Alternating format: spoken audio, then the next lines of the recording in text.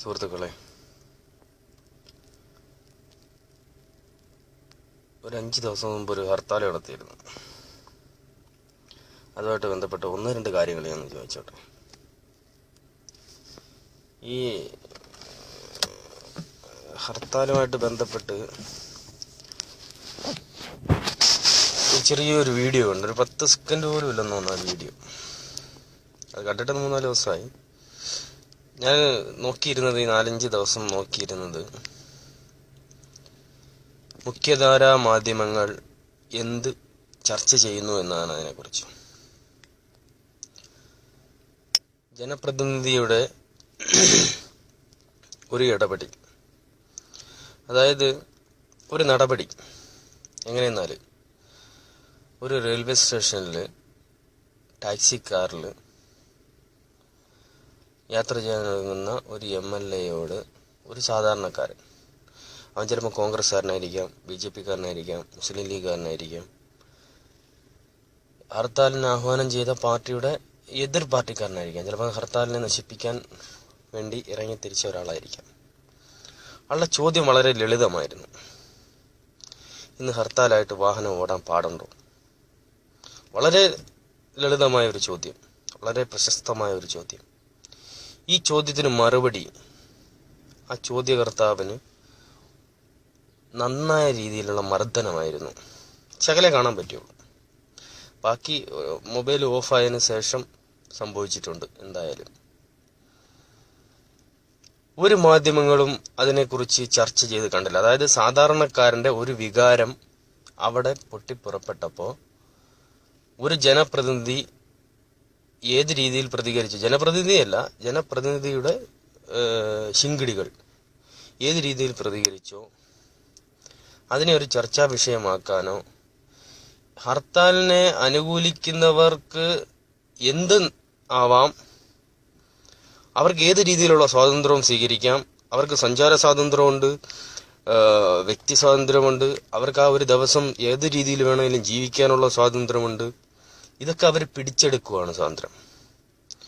മറ്റുള്ളവരുടെ സ്വാതന്ത്ര്യം അവരുടെ താല്പര്യങ്ങൾക്ക് വേണ്ടി നമ്മൾ കുഴിച്ചു മൂടണം എന്ന് പറയുന്നത് അംഗീകരിക്കാൻ പറ്റുന്നൊരു കാര്യമല്ല.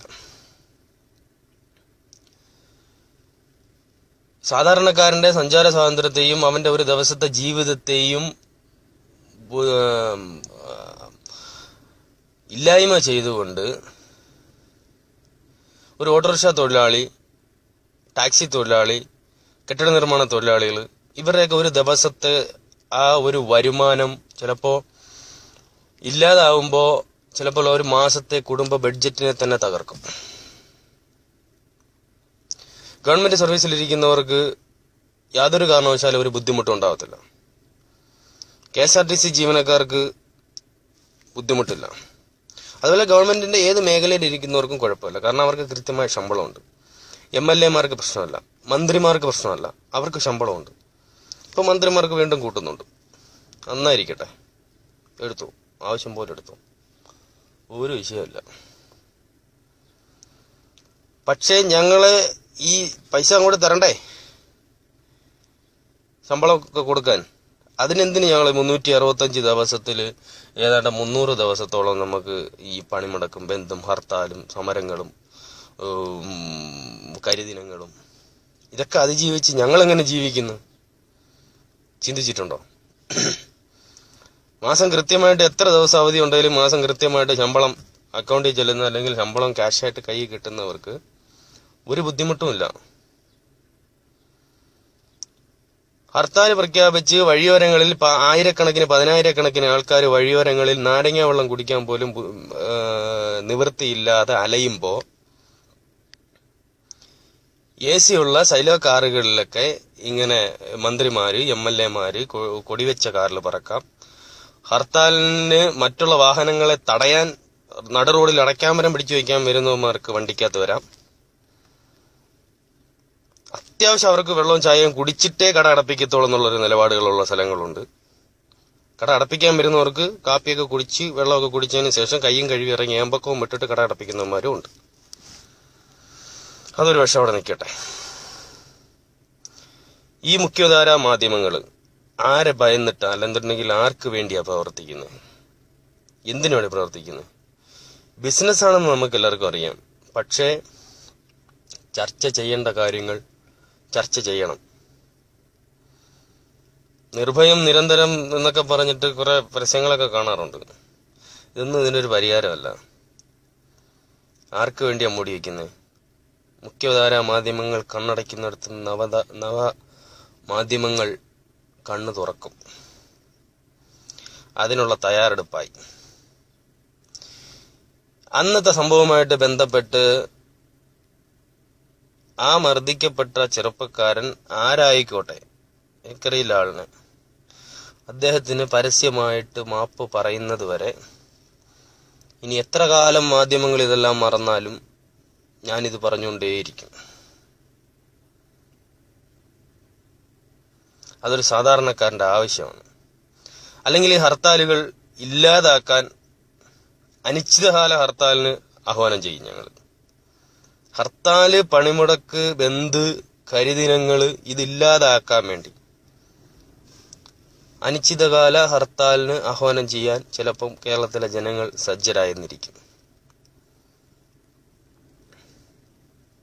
ഏത് രാഷ്ട്രീയ പാർട്ടി ആയിക്കോട്ടെ, ജനം ഇറങ്ങാൻ തീരുമാനിച്ചാല്, ജനം അവരുടെ ആവശ്യങ്ങൾ നടപ്പിലാക്കാൻ ഇറങ്ങാൻ തീരുമാനിച്ചാൽ, ഇനി ഏത് രാഷ്ട്രീയ പാർട്ടി ഹർത്താൽ നടത്തിയാലും പരിപൂർണം എന്ന് പറയാൻ പറ്റും. കഴിഞ്ഞ ഹർത്താൽ പരിപൂർണമായിരുന്നു. പരിപൂർണമാണെങ്കിൽ ഈ നേതാക്കന്മാരെങ്ങനെ വാഹനത്തിൽ കയറി കഴിഞ്ഞാൽ എങ്ങനെ ഹർത്താൽ പരിപൂർണമാവുന്നേ? ഭാഗിക്കുമെന്ന് പറയാൻ പറ്റൂ അല്ലേ? കാരണം ഞങ്ങളൊക്കെ അടച്ചൊതുക്കി വീട്ടിലിരിക്കുകയായിരുന്നു, പേടിച്ചിട്ടാ. അല്ലാതെ ഇതിന് പിന്തുണ വന്നുകൊണ്ടൊന്നുമല്ല. പുറത്തിറങ്ങിയാൽ ചിലപ്പോൾ വണ്ടിയുടെ ഗ്ലാസ് കാണത്തില്ല, ചിലപ്പോൾ ടയറിന്റെ കാറ്റ് കാണത്തില്ല, ചിലപ്പോൾ തലയ്ക്ക് 3-4 സ്റ്റിച്ച് കാണും. ഇത് പേടിച്ചിട്ടാ, അല്ലാതെ ഇതിന് പിന്തുണ വന്നുകൊണ്ട് ആരും വീട്ടിലിരിക്കുന്നില്ല. ഹർത്താലുകൾ ഒരുപാട് നഷ്ടങ്ങൾ വരുത്തുന്നുണ്ട്. അതായത് നിത്യജീവിതത്തില് എത്ര ഹർത്താലാ.